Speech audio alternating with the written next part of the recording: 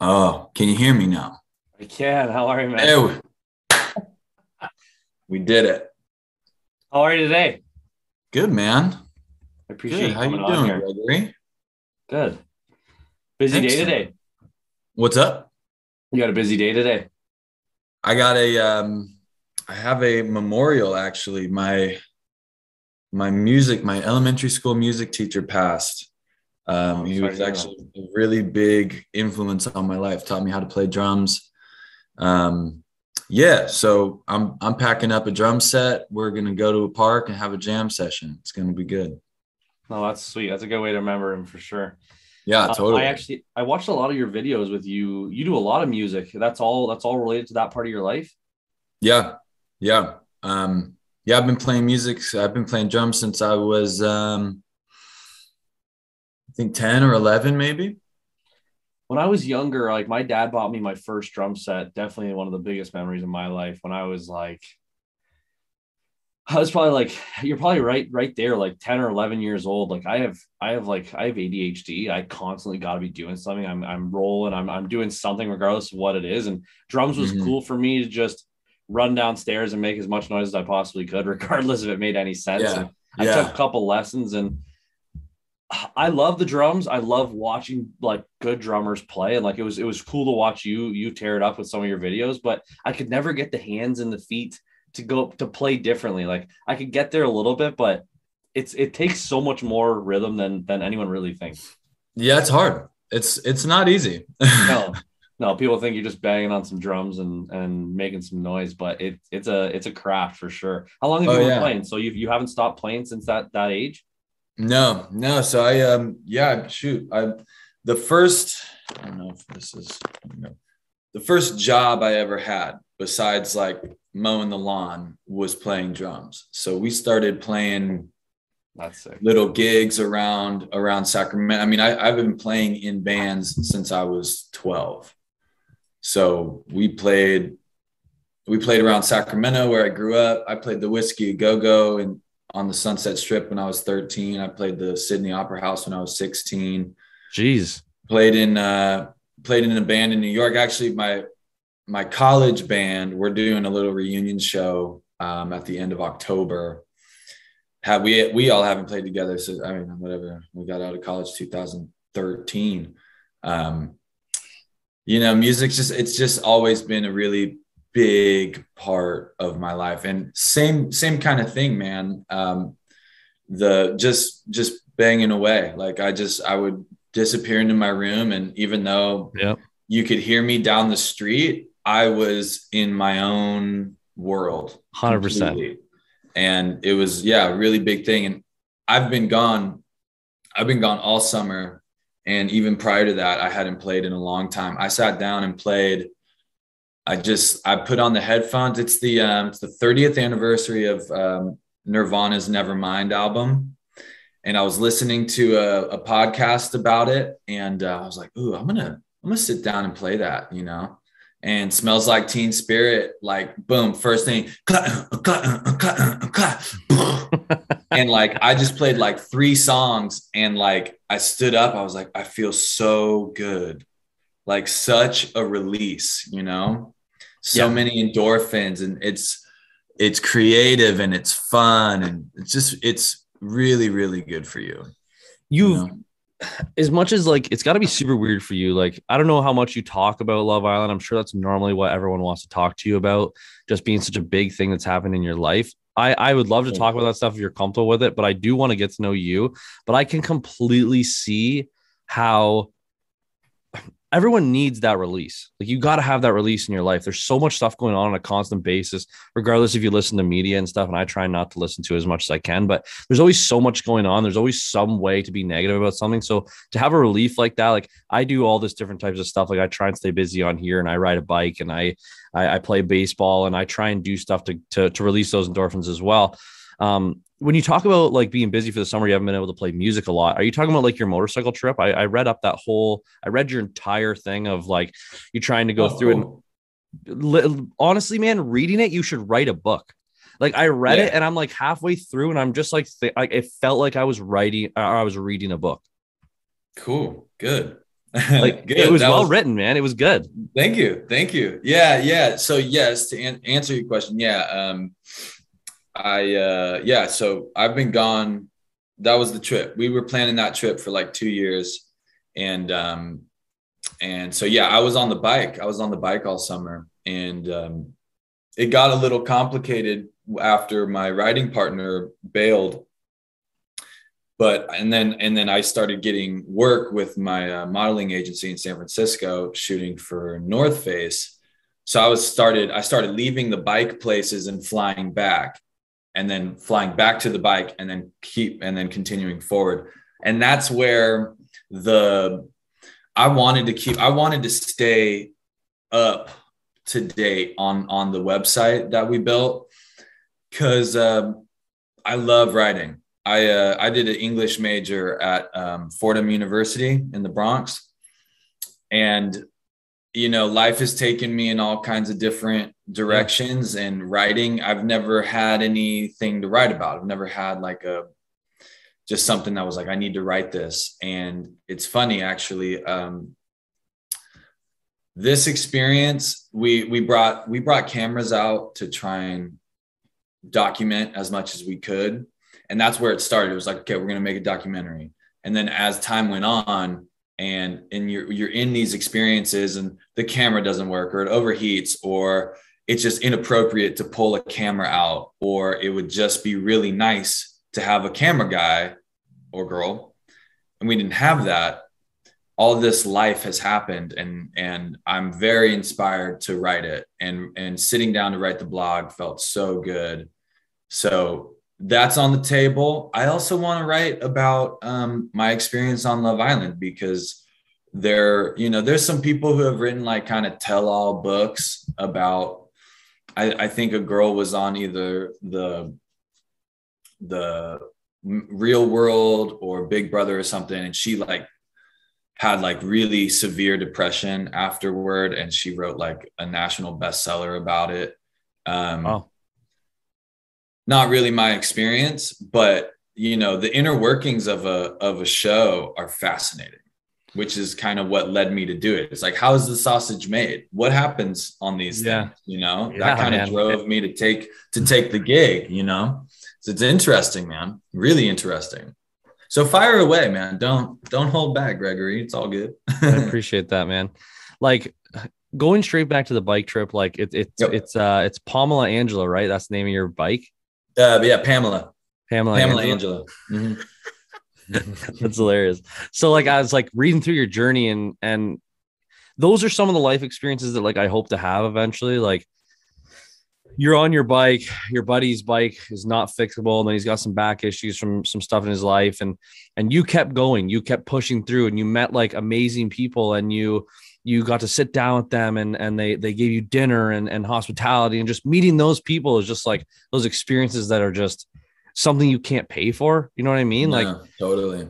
And then like your tire popped, and like the comedy of like you telling like you put the wrong tube size in it was like a half hour before Little Rock, and it's just you got like I would be the first one to read that book, because reading that, like I'm not a big reader, let's be honest here. Like I don't read all the time, but I caught myself originally starting to read it to get some backstory of like things you've done in your life. And then I just couldn't stop. I was like, what did he do next? Like, did the bike break again? Did Jeff come back? Like, where are they now? Wow. Cool, man. That's awesome. That gives me, that's inspiring. That makes me feel good, because I've been like, not necessarily, I've just been like so busy that I haven't been able, like I haven't sat down yet and really started.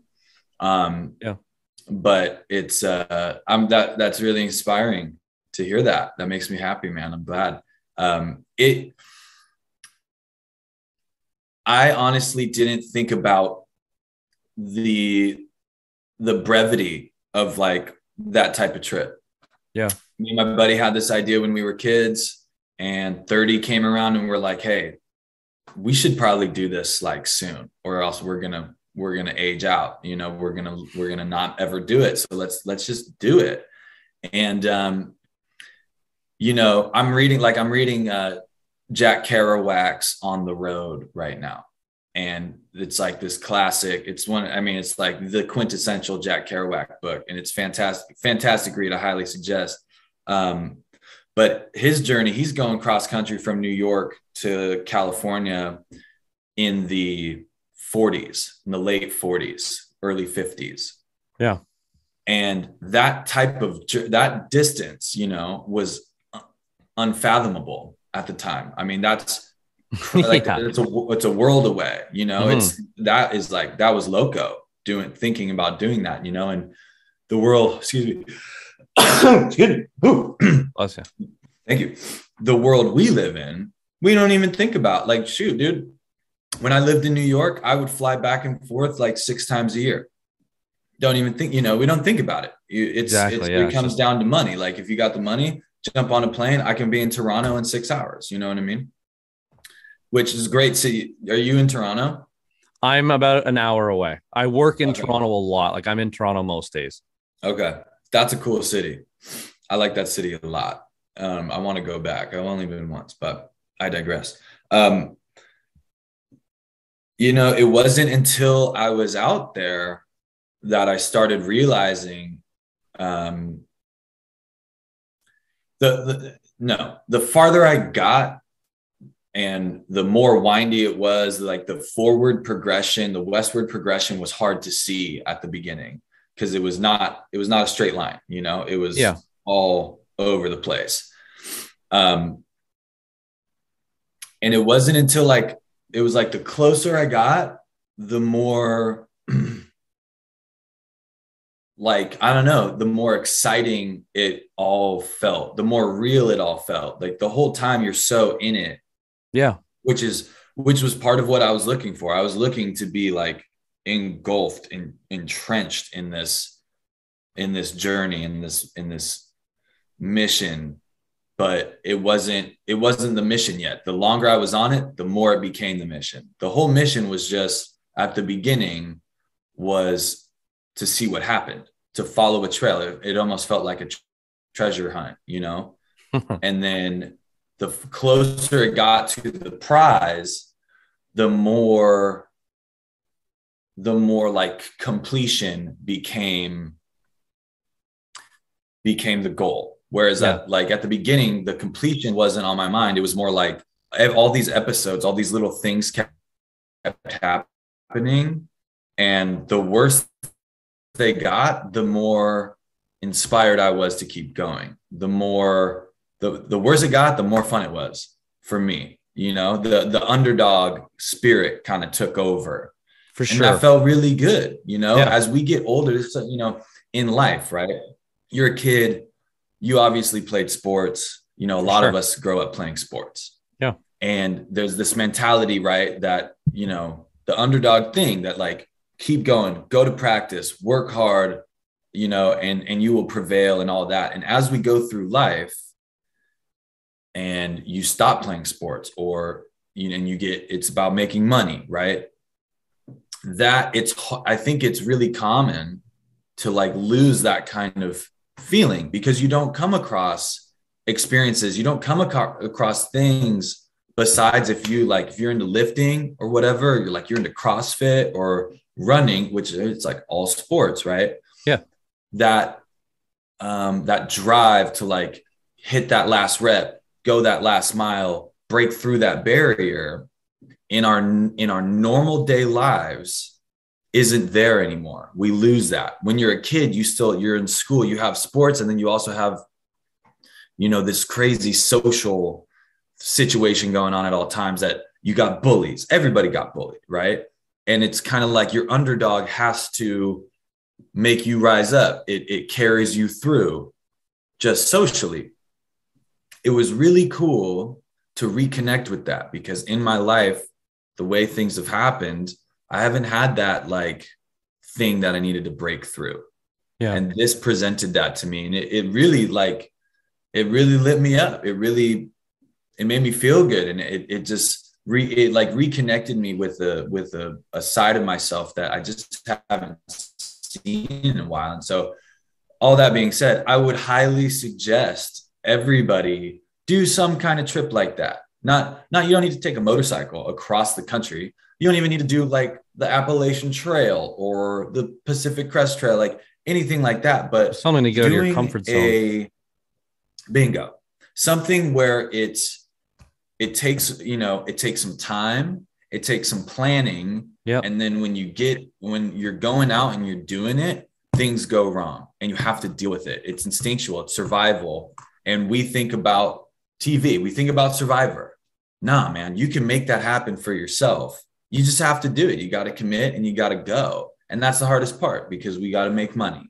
Those are the best stories.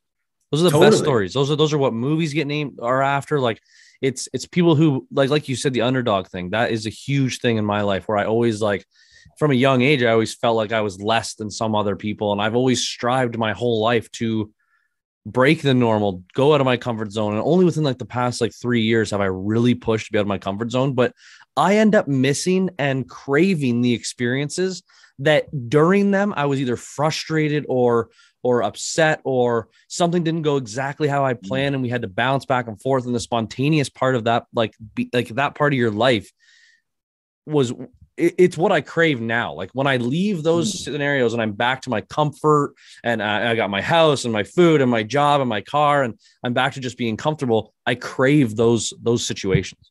Mm-hmm. Absolutely. That's something, I think it's something that our, the survivalists in us, the Cro-Magnon man in us all, like it needs that, what's the word?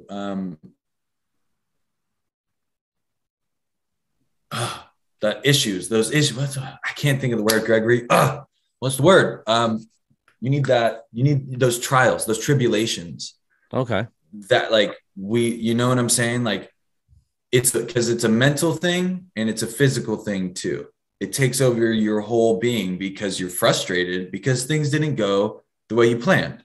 But as Frank said, that's life, right?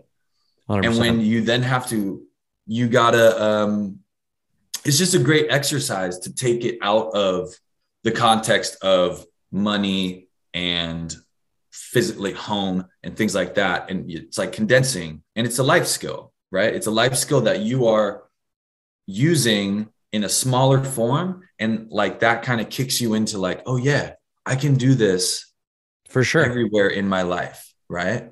Yeah. It's cool, man. It's, I don't know. I think we all have to find that somewhere because we all need that little boost at some point, You dealt with getting knocked down so much during that trip. I think that's why it became such a thing for me to want to read more about. It was just like, how did he overcome this obstacle? What did he do now? Who helped him here? Like, it was cool to just hear about all the different things you went through, like Bell's palsy.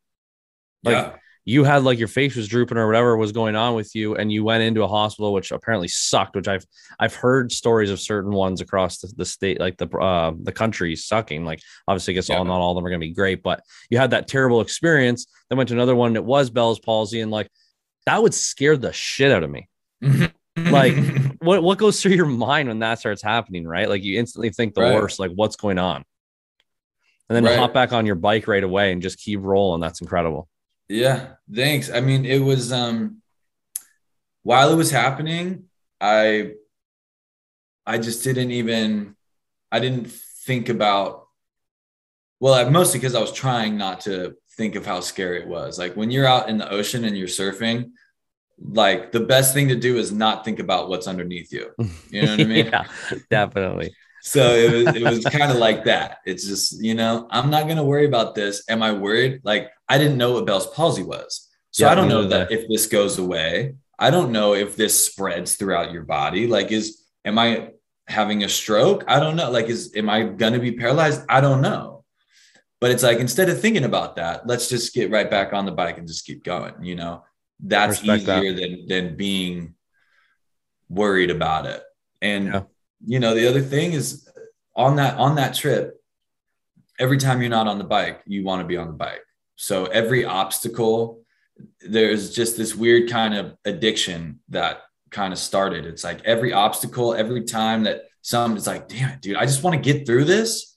because I want to ride again, you Yeah. know? And it's like, that was a really nice driving sure. force, you know? I Yeah. just want to get back on this bike, you know? That's a passion, man. That like defines a passion. Like it's so relatable to what I said with like something that has its misfortunes. For some reason, it's still an addiction and adrenaline rush to get back to keep doing it. Cause like you get better at it, right? Like you said, you didn't know, you called people and YouTube stuff on how to change the flat tire. Like going forward, that's not something you're going to need to ask anymore in life. You know what you need to do now. Like it's all these things that you really grow as a person, putting yourself into that kind of environment.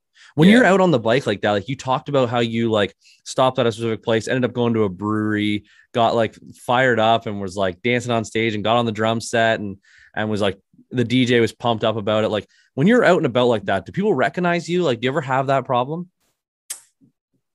Very, very few and far between. When I first got off the show, whatever that was, 2019, and Kira, this girl I met on the show, we were dating. She lived in Hollywood. I lived in Culver City on the west side. We'd be walking around Hollywood and we'd get stopped together all the time. But this was like, you know, a week after we've been on TV every night, you know? And I was cool with it. She didn't like it. She's really shy. But you know, I'm from a relatively small town. And so I kind of grew up with that kind of getting recognition. You know, it's like somebody's cousin is like, hey, dude, I know you. I'm so-and-so's cousin. I'm so-and-so's uncle. No, you know, I hear that. Like, you know, that kind of thing.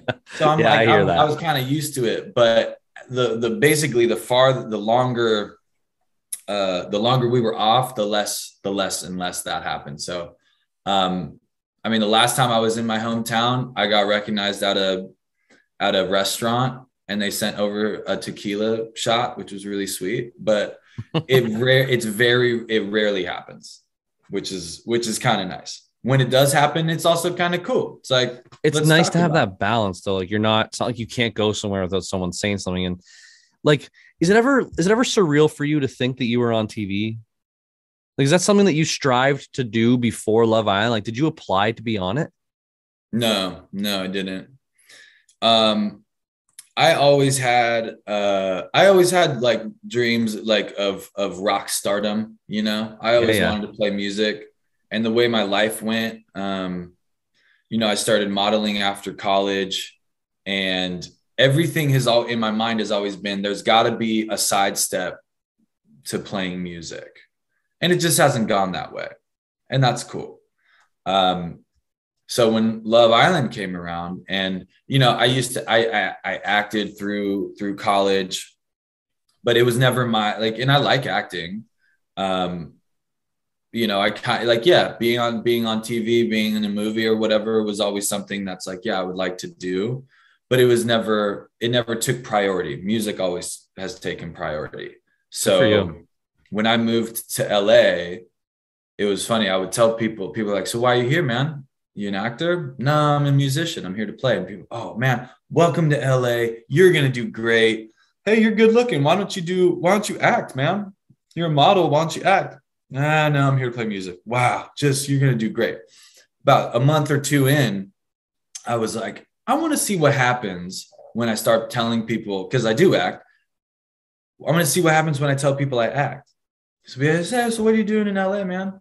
Oh, I act and I play music and I model. And they go, you're never going to make it, man. Get out of here. You're just another actor. Like, beat it. Why'd you even come here? You know, like the swing of attitude. Wow. You know, people are so in LA, it's just a very jaded town because everybody thinks that they deserve their big break and blah, blah, blah, blah.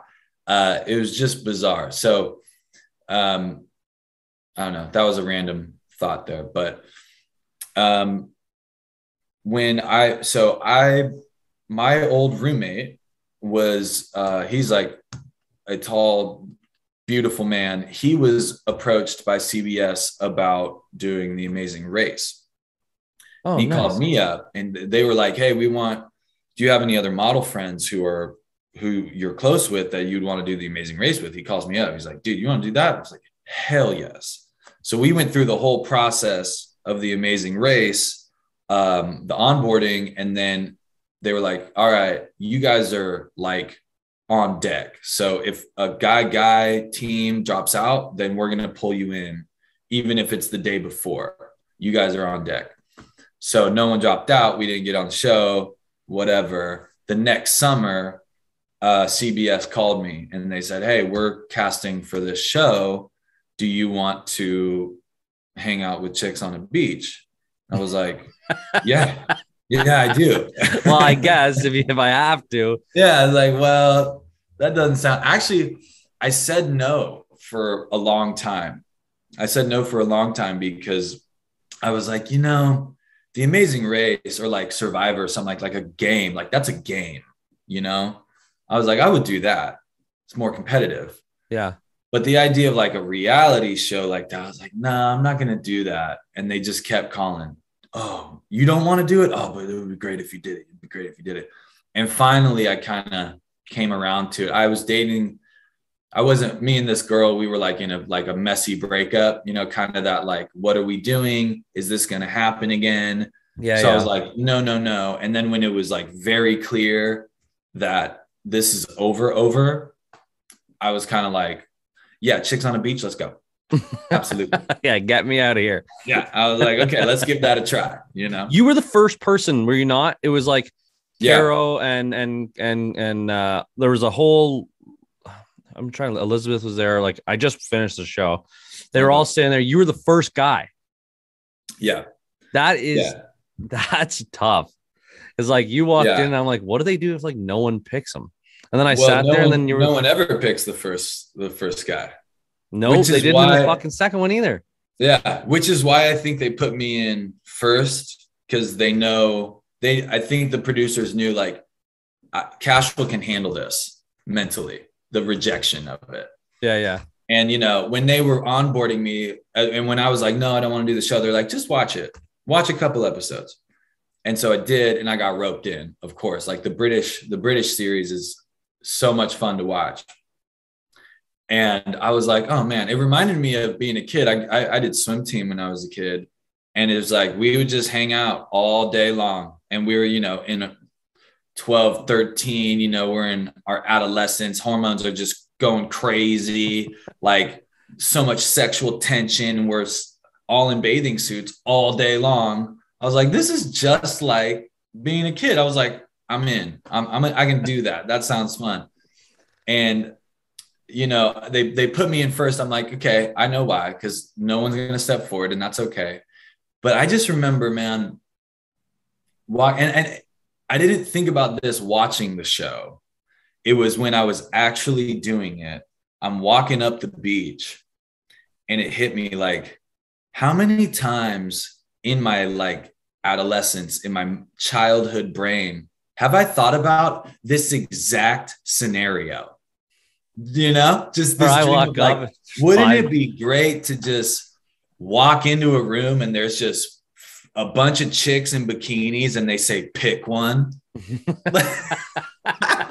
That's so like true. who doesn't want that situation? And then I just got thrown into it on fucking live TV or whatever, it was a total trip, man.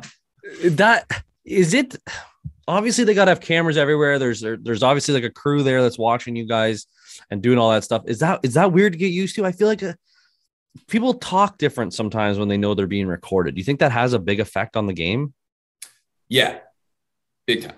Because that'd be hard. Like, I feel like I'd always be like making sure I'm not saying something stupid or not. I don't know. Maybe I'd hide some truths about myself that I think that were embarrassing, that maybe I would be vulnerable enough to open up to someone about, but not if the entire country is going to see it. Right. You know what I mean? Like that would hold me back. I would say that it did, and it does. And, I felt that like, I'm very comfortable with myself.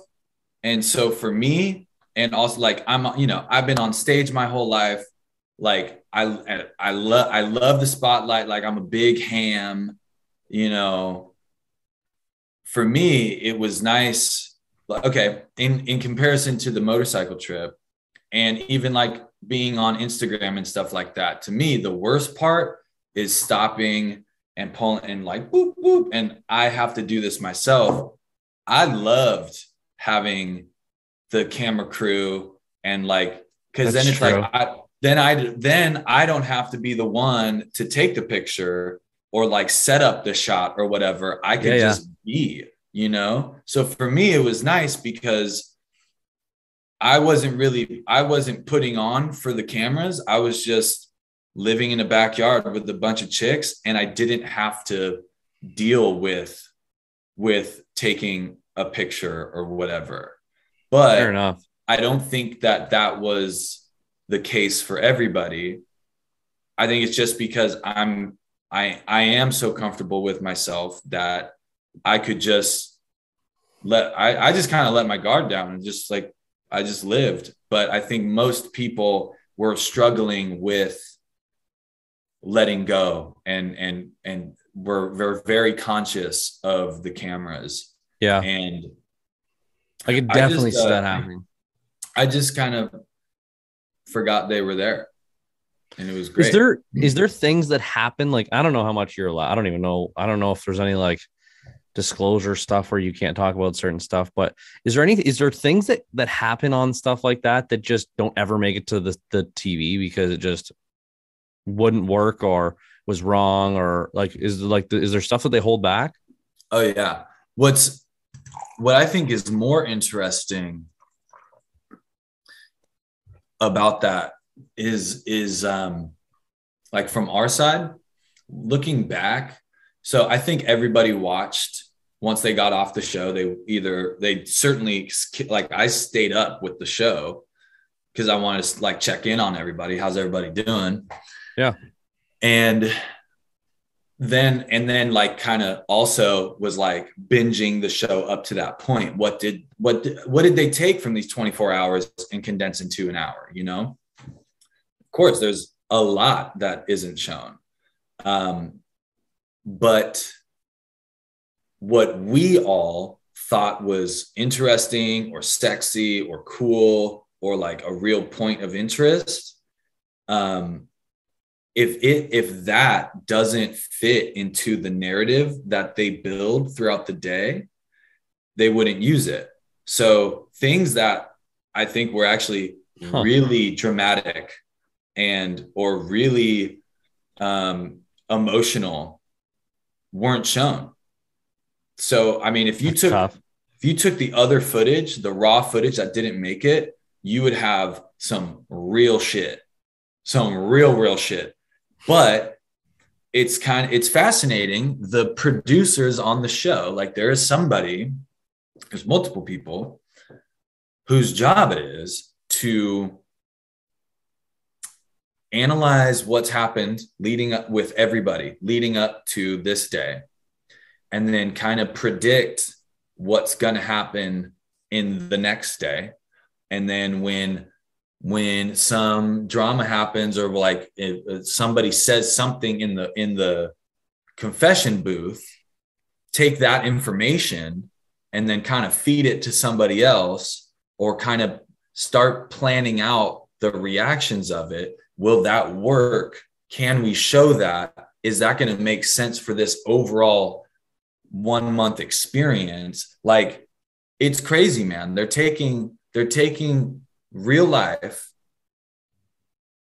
condensed real life, and like trying to create a TV story, a sitcom type story in 24 hours as it's happening. Yeah. It's a wild concept, but with that, you have to, it's just like any job at some point, like you have higher ups who then say yes or no. Yeah. And if they say no, then, okay, we can't use all this juice that's like, ooh, this is real juicy, but we can't use it because it doesn't fit into what the storyline that's already developing. I felt like and you'll know this a lot better than me, but I always felt like when something big happened, like regardless if it was your relationship or Yemen or whoever it happened to be, I always felt like a game happened almost like the next day. Mm-hmm. And then the game was like something to do with what Americans thought about all of you guys, or it would get you guys to open up about something. And it always felt like it fell into something that was already pre-existing. You know what I mean? Like it almost like fueled the fire. It was almost like pouring gasoline on what had already been going on. And that could be completely wrong, but it always felt like that was the reality TV part of it. Was like, okay, these people are already like this. Let's really let's dump some, like pour the whole can on. Let's see what we can get going here. So I don't know, maybe I'm wrong, but no, that's hella funny. I don't, I mean, now that you mention it, I remember thinking that. And me, like, the thing is, like, just me personally, like, I was 28 at the time, and I was usually the oldest person in the house. There was a couple guys that came through that were 30, but like Michael was 30. He was the first one off the show. Yep. This dude named George was 30, real hunky dude. He was like there for 2 days. And then this guy that was on Big Brother, Winston, was 30. Yeah. And all of them had like pretty short stints. So I remember being one time Kira, someone gets kicked off, and Kira's like crying so hard. And I was like kind of making light of something that happened, or making light of everybody crying, or whatever I was doing, And she was like, why are you being like this? Why are you so crass? Like, why aren't you sad? And I'm like, because we're all adults. Like, you want to hang out with that person when you get back to the real world? You can. Just call them up. We have a phone tree. We have each other's contacts. When you get off the show, like, it's not like we're kids. It's not summer camp. You can go see that person. Whenever you want. This relationship isn't over, And so that's how I felt with the games, To me, it's just like, this is so silly. But some people took it super seriously, and took what happened in the game, or like the truth that came out in the game, and like took it to heart. And it's like, yo, it's a game, dude. Yeah, 100%. Like, especially if it's not your opinion, who cares? Like, everyone's always going to have their negative opinion, and you choose to like see what you want. But when you talk about that, like the relationship in the house and how people took stuff, I gotta say, like, my fiance wanted to watch the show so bad because she had heard about the Britain one and she really wanted to get into it. And we went back and started watching the first season first, obviously your season. I was in it for the bromance, like watching like the mid sections where it's like you, Weston, Yemen, Dylan, and Zach just like goofing around and being jackasses like I would with my buddies. It was just like, that's where I was like, okay, these are real people. All right. These are real men right here. Yeah. Do you still talk to those guys? Yeah, it's been a while. I'd say at this point, I keep up with Cormac the most. Oh, okay. And he lives I think he lives in Manchester now. But me and the boys, we were in touch for a long time. I've just been, super busy. I haven't really been in touch with anybody, but Kristen hit me up the other day. She it's like another friend group, when we first got out. I think it was really important that we all were in touch, and we were. That's good. Because you need, it's a traumatic experience. The way your brain processes that type of scenario, it processes it as trauma because you are thrown into an incubated spot with a small group for people, and you're kind of poked and prodded a little bit. And it goes so fast. And this is your world, this is your world for a month. And there's an intensity. There's a lot of intensity. So when you get out, your brain is reeling. I mean, when I got off the show, all I wanted to do, and I was like ready to go. When I got the boot, I was like, thank the Lord, get me the hell away from these people. I don't want to talk to anybody. Like, I spent the last day on the show. I spent it up in there's a balcony. There's a balcony. I was up in the balcony the whole day. I didn't talk to a single person.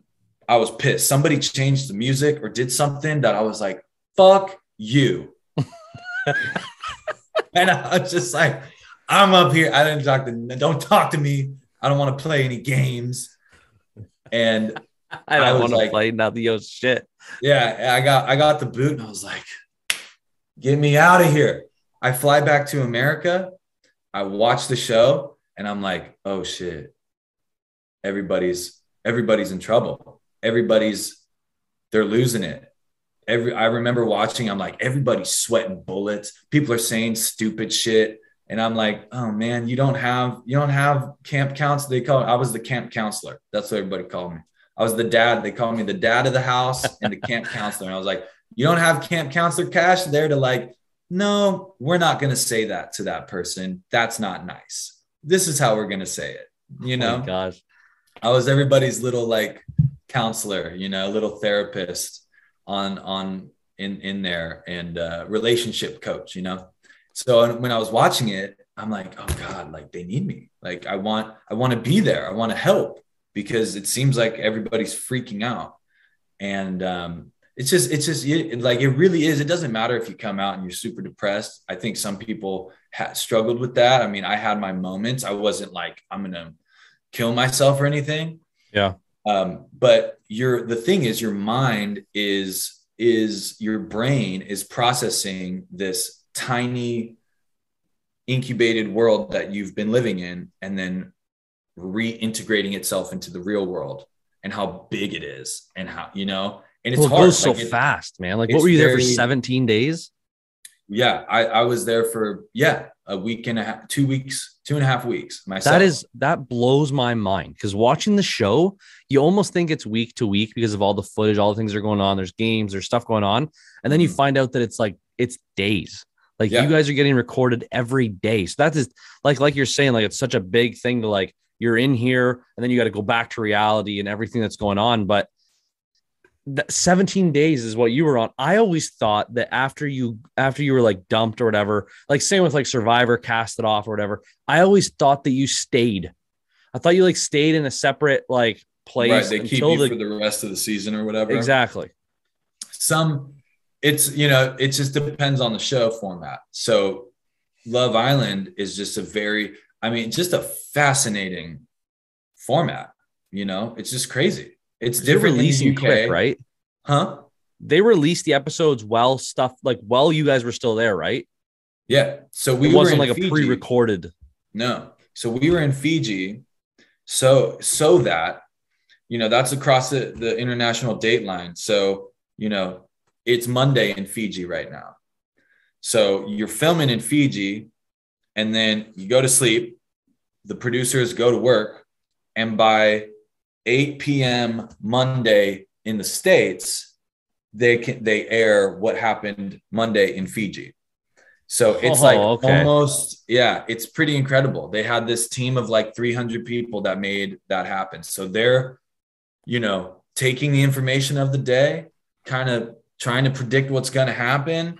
And, you know, there might have been some like I was saying before, some like big surprises that happened throughout the day, but it's like too late to go back in and re-edit and cut more footage to integrate that into the story. So those are the kinds of things you didn't see that might've been a little juicier. It's just too late because they had a timeline to air it at 8 p.m. in the States. And this is what we always said, what you were saying about like how intense and like short it was. We always said like the third day, I remember us being like, I feel like I've known you forever. And I feel like I've been here forever. We've been here for 3 days. And we all agreed like a day in here feels like a week. 3 days feels like a month. You know, because not only is it that you're having these human interactions, but also you are being forced to process them. So twice a day, you go into the confession booth and you're asked questions. How do you feel about this? What do you think about their relationship? What do you think about your relationship? And it's like, how do you feel about Caro? It's like, well, I met her this morning She's Yeah. She's nice. She's attractive. She's got long curly hair. Yeah, I've spoken to her. We had a 2-minute conversation. Yeah. That's about all I have to say. Well, like, could you see yourself with her? Well, yeah. I mean, I don't know anything about her, but like, is she hot? And am I attracted to her physically? Yes. Yeah. Am I attracted to her mentally? I have no clue because I don't know her, So you're just constant. That's what makes it so much more. Why the reason I use incubated is because you're forced to analyze in a way that in the real world, you don't have to. You don't have to make these split decisions on a person. You get to how many dates do you go on before you decide like, okay, we're in a relationship or this isn't working. Yeah. Sometimes it's 1, sometimes it's 20. Yeah, for sure. 100%. And you cannot be sure. You're allowed to not be sure. On a reality show, you got to know. You got to give them a soundbite, make a decision. It makes it very intense. It always, and this is a question I've always wondered, but unless you get on a show, you're really never going to find out. Yep. On the show, they show that the lights come on in the bedroom. Everyone wakes up at the same time. The lights go off at the same time. Everyone goes to sleep. That's predetermined. Like if you guys are like, I'm not tired yet. Like, I guess you're all going to sleep now. Like, and then from morning till night, you're recorded for every second. Is there ever like, you saw like you guys would cook and then you guys would sit in like that side area and chat and everyone would be spread out and you'd lift weights, and rarely did someone use the giant, beautiful pool in the middle of Fiji, but no big deal. And then did you guys have free time? Kind of not really. So, thing is at the end of the day, like, okay, we had no clocks. We don't know what time it is. At all. Oh, that's weird. So, the sun goes, like, I have no idea what time it was when we went to bed. You're exhausted when you go to bed because there's so much mental, for sure, emotional, analyzing, like I was saying. And I mean, you're in a backyard. Like, it's not like I worked out once I got like bored and tired, it was like, I don't want to talk to anybody. I want to go lift. I swam every day. Because I grew up swimming. I played water polo in college. Like I brought 3 Speedos because I wear Speedos, and they took them out of my luggage or whatever. They're like, you can't wear these on TV. And then we did a game where they put us in camo Speedos. And I'd said to all the guys, I said, give me your Speedos. Don't hand them back to the producers. Give them to me. And I stashed them. I like hid them under a bunch of my clothes because I wanted to swim in them because I didn't like, it's better than swimming in trunks. And they went into my shit and they found them and they took them because of course they know where they are. Yeah. They know where everything is. You're like sneaking around. Yeah. I'm like, give me that. I'm gonna hide it. And they're like, yeah. But, so I swam in that pool every day. They just didn't show it, but that was my me time. That was my, like, if I swim, no one can talk to me. So this is my reprieve from everybody. So I swam every day and I worked out like twice a day. I left pretty big. And when I got off the show, all the producers were like, dude, you got jacked. I was like, I was really fucking bored. Really bored. So, I mean, the concept of, do we have free time? It's kind of like all day is kind of free time, you can do whatever you want until it's like, okay, you need to go into the confession booth twice a day. And whenever there is a game, you must participate in the game, stuff like that. And besides that, it's like roam around and talk to whoever you want, do whatever. If they need a soundbite or something, a producer might pop out somewhere and be like, hey, Cashel, Dylan, will you go grab Zach and ask him about how things are going with Elizabeth? Go do that, and then you're kind of like obligated to do that. You don't have to, but like you're kind of obligated to do so. So what was the other thing you were asking? Did that answer your question? Yeah, it did. Yeah. That's crazy. Something else. It's so weird to think about like reality TV. Like it's almost like as if you did just give them an island with a bunch of food, a bunch of like activities to do, like you just do your own thing and recorded the outcome. It may not be exciting enough for people to actually watch, but it would be real life. Like, do any of these people actually get together kind of thing? You know what I mean? Mm-hmm. And when I found out that it was like 20 days long and you guys were just like flown to Fiji, here's like 6-7 random people, become friends, try and find a relationship. Hey, tomorrow, by the way, there's 2 new people coming. Hey, we're getting rid of a guy. Hey, we're getting rid of a girl. Where there's 2 more, there's 2 less. Like, it's just like you go on a date, choose 2 people, blindly choose someone. Mm-hmm. It's got to be a lot for all of you guys. Like, it's a weird thing for people at home to try and think about. But just a question: are you going to go on like Too Hot to Handle soon, or what's your next goal? No, Kira called me. Kira and I we don't speak. We're not really friends. She called me like last year at some point, and she was like, "Hey, I'm gonna do an MTV show. That's kind of like X on the Beach. And they need like exes, and of course, like they want you and blah, blah, blah. And it's a dating show. And then when they bring in new people, they bring in exes. Would you be interested?" And I was like, not really, but I kind of had this idea of like, man, everybody else on the show, I think, was prepared for the Insta fame, you know? Like, I think I'm just not an Instagram person. I'm just bad at it. I like living real life and not taking my phone. You know, I'd rather be followed around by a camera guy than like do it myself. But I mean, probably everybody does, but I just really struggle with it. I'm not good at it. I don't get the game. Everybody else does get that game. So I told her, I said, actually, I'll talk to the producers about it. I'll see if I'm interested or whatever, with the thought of it would be great to go back onto a show and then get another shot at like working the Instagram scene. That was my thought process. But filming intersected with my motorcycle trip. So I was like, nope, not doing that. Going on a motorcycle trip. Good for you. Like, that's as good for you. I don't know how else to say it, but good for you for sticking with what you wanted to fucking do, man.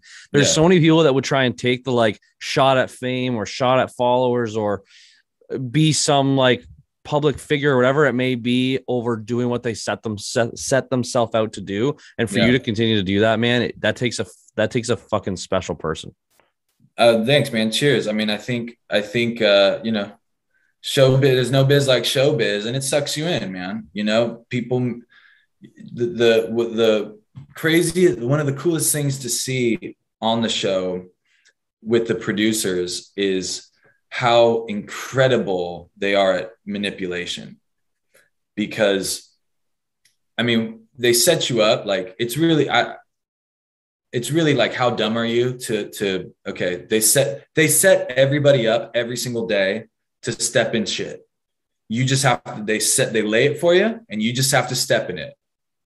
You cannot step in it. You can choose not to step in it. And that's kind of what I chose to do. And then talking to other people or watching the show, it's like, oh my God, they fucking stepped in it. I remember when they set that situation up, all you have to do is fall for it, you know? It was incredible to see these people because they're so nice and they're so fucking cool, and you want to be their friend and they want to be your friend, and they just suck you in. And it's like, shit, I saw that I would run into producers and oh shit, dude, let's grab a beer. What are you doing right now? Nothing? Great. Let's go grab a beer. Like, I want to hang out with you. At the same time, this person is going to take the information that I've told them, and then they're using it to then fuel the fire in the show. You know, it's incredible. It's incredible to watch. That, you know, that's Hollywood. That's LA for you. That's showbiz. Everybody's doing that. And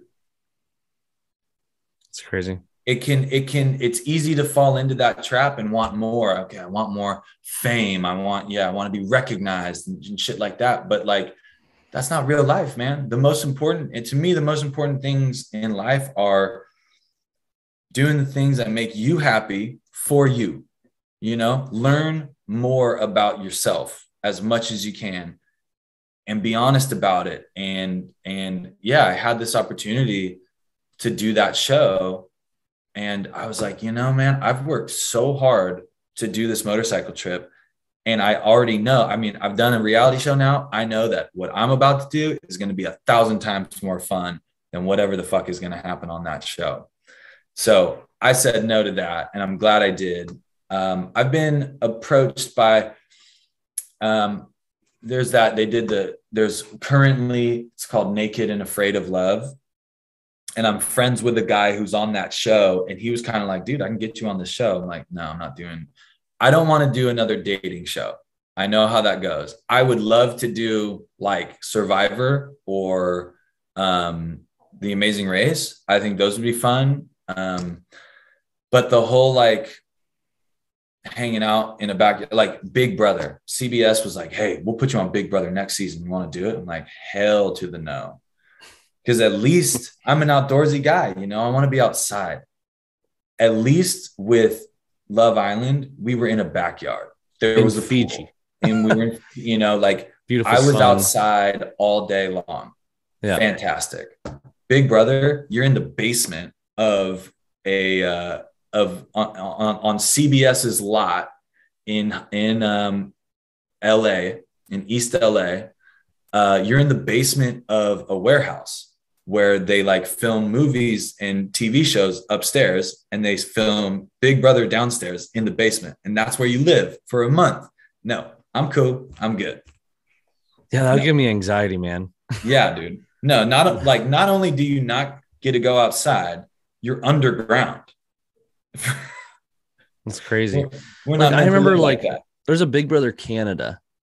Mm-hmm. And I remember like the first couple seasons they did it, and I bet you they end up moving to like the same setup as like Big Brother USA, where it's in a basement, because the first couple seasons you could go outside and the backyard was actually outside. And then people would like fly planes over top of it with like banners trying to give out like clues to like who was who was in like alliances and who was, oh yeah, man. And then they had to like squash that. They would like, there'd be like an alarm that would go off, and it would be like the alarm that everyone has to get inside. If anyone looks up or tries to read the banner, then there's like penalties. And like it happened the first couple seasons, and it was incredible. That's wild. Yeah. That's funny. Yeah. So what's the goal now for you? You're going to continue the bike trip, or you're trying to focus on music right now? Right now, this is what's on. So I got like 800 plus hours of footage from this summer. Nice. So I want to start going through that and organizing that, cutting that down. At the same time, as you know, as I'm going through that, that's going to help me write and remember, you know. So my big projects right now is I want to make this documentary, or like get it prepared to send out to somebody to, you know, fix it up and make it a documentary. And I want to write that. I want to write about the trip. So that's really what's on my radar. I also have a buddy out in Salt Lake City who's, we're working on a tiki bar concept out there. We're looking to open a tiki bar out in Salt Lake. Sick. And I also have a band here in Sacramento that we've been working on an album for about 3 years, and COVID really slowed us down with that.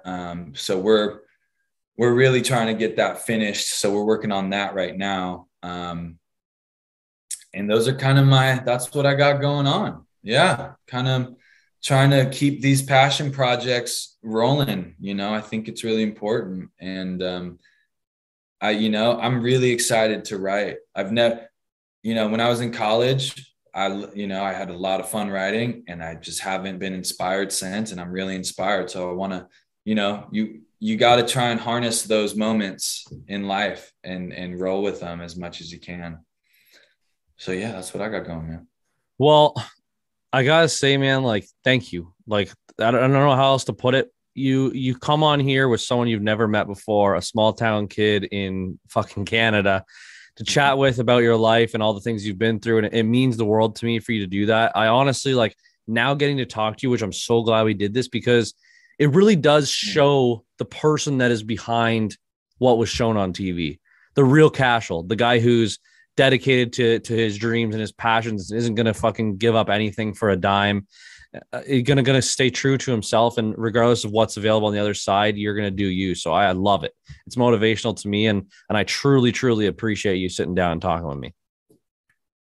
Greg, you are awesome, man. I'm really glad we got to sit down. And I mean, I didn't know what to expect. I was telling my friend last night, what are you doing tomorrow? I was like, oh, I'm going to do this podcast. And she was like, you ever listen to it? I was like, honestly, it's no offense to you. It's just, no, that's fine. I don't like listening to podcasts before I go on them. Like, I want to just meet you and see what you're like. You know what I mean? Yeah. So you're awesome, man. Thanks for having me on. This was a really cool conversation. And I look forward to checking out some episodes, man, because thanks, man. I'm interested in seeing you talking to some other people and having these heart to hearts. Yeah, the heart to heart is more of like, and recently with the past couple episodes, like I lost my dad a couple years ago, so I decided to do an episode where I explain the entire process of losing him and what my family went through and how I reached out and got like therapy, and I wasn't going to be ashamed of it. I just wanted someone to be able to relate to what I had been through, so that if they're going through it too and they don't know it, they know what to do, or at least someone to reach out to and talk to. And since then, I've had people reach out, and I've had guests on that have lost parents or been through extreme depression and started going through that stuff, having the heart to heart. I'm always open to talk to anyone about anything they're going through in their life, or just about crazy things they've done in their life, like you.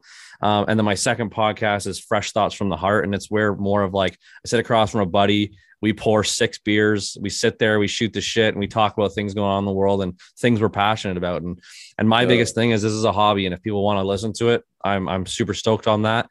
And if they don't, I'm going to keep doing my thing and keep getting to meet really super interesting people like you, man. That's awesome, man. We'll keep doing it, dude. That's great. I'm really stoked for you. I'm excited for you. And I look forward to checking that out. And if you want to do the beer podcast, you give me a ring-a-ling. Yeah, I did see that you're a little bit of a beer connoisseur. I'm a beer guy. I'm wearing a beer shirt right now. I don't even know what this is. Pond Farm. This is in the Bay Area. That's awesome. Well, if you're ever in Toronto and you need some northern hospitality, you let me know and we'll kick it in the 6 for sure. Oh, hell yeah, dude. Absolutely. All right, brother. All right. Well, thanks so much, man. All right, Greg. Thank you, brother. Yeah, buddy. We'll chat. Cheers. See ya.